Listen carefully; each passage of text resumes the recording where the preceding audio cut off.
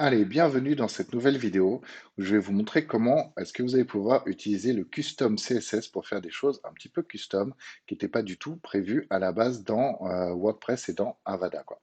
Donc pour que ce soit plus simple, j'ai pris le site d'un de mes clients sur lequel j'ai fait pas mal de choses custom. Comme ça, vous allez pouvoir voir comment j'ai fait, quoi. Sur ce site, c'est un site e-commerce et disons que mon client, il avait plein de demandes assez précises sur la typo, sur la taille de la typo, sur plein de choses comme ça. Et j'ai pas eu le choix que de passer par du CSS pour venir l'adapter. Puis parfois, le CSS, il va vous sauver quand vous avez envie de faire une animation particulière ou quand vous avez envie vraiment de faire quelque chose de spécial. Alors, on va commencer par exemple avec cette demande de mon client. Il voulait avoir ce petit texte qui allait tourner sur lui-même, d'accord? Et donc ça, c'est pas du tout natif dans WordPress et donc il a fallu que je le fasse avec le CSS. Alors, je vais vous montrer comment ça marche. Donc, je vais activer le live et pour que ce soit plus simple, je vais vous montrer dans un nouvel onglet la partie CSS. Donc, j'active le live. Voilà, il est en train de s'activer. OK. Et en même temps, donc, je vais aller dans Avada, thème options, et dans la partie CSS. Options, et tout en bas, il y a la partie CSS personnalisé, d'accord? Donc c'est là que vous allez pouvoir enrichir tout votre WordPress avec du CSS. Alors comme vous pouvez le voir sur le site de ce client, il y en a beaucoup quand même.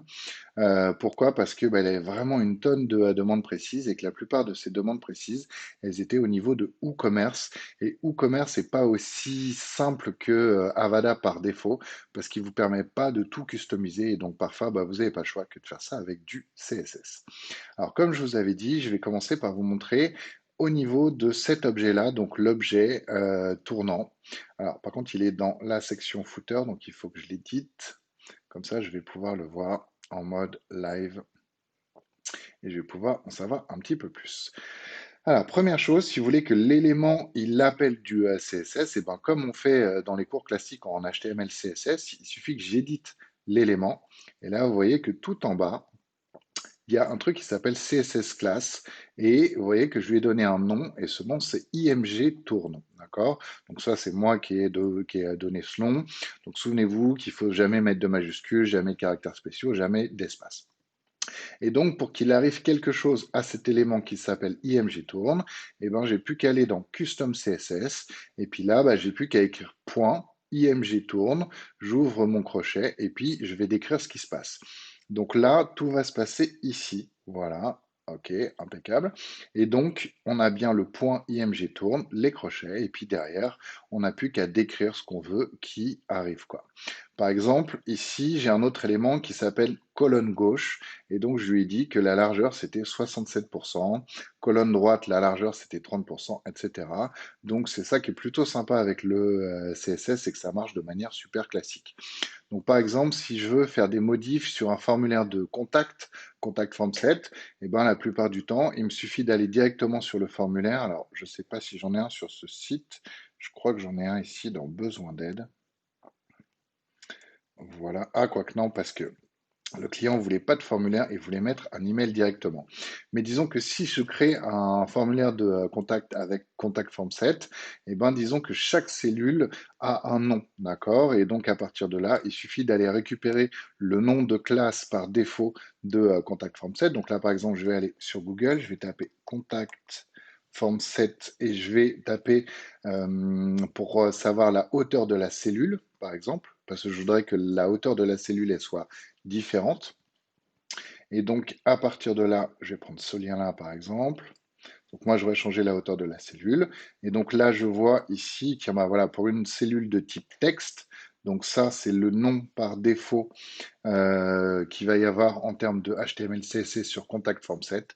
Et j'ai plus qu'à coller ce petit code dans mon CSS personnalisé. Et à présent, toutes les cellules Contact Form Set classiques, donc celles pour du texte, eh ben, elles auront la hauteur que j'aurais définie. Donc là, par exemple, ici, c'était 10 pixels. Donc c'est une colonne assez étroite. Donc grâce à ça, vous allez vraiment pouvoir vous éclater. Donc souvenez-vous, qu'est-ce que vous devez retenir? Que vous pouvez mettre du CSS sur n'importe quel élément. Par exemple, là, sur ce bouton, je peux lui dire lui donner une classe, d'accord? Et donc à partir de là, j'ai plus qu'à écrire un nom de classe. Je vais dans mon CSS, j'écris point, le nom de la classe que j'ai mis, crochet, et puis tout ce que je veux qui se passe. Et j'ai plus qu'à refermer le crochet. Et c'est aussi simple que ça pour enrichir tout votre WordPress avec du CSS. Donc vous avez appris plein de choses en cours. Ça, c'est la version classique. Donc là, à présent, bah, moi, ce que je vous recommande, c'est de jouer avec ça.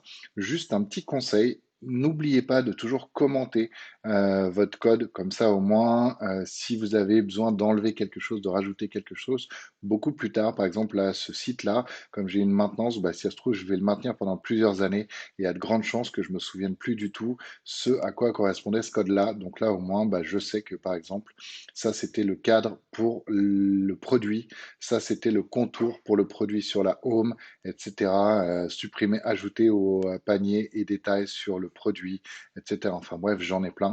Et donc, c'est ça qui va me permettre bah, de me souvenir comment j'ai fait. Voilà, donc n'hésitez pas à vous amuser avec tout ça.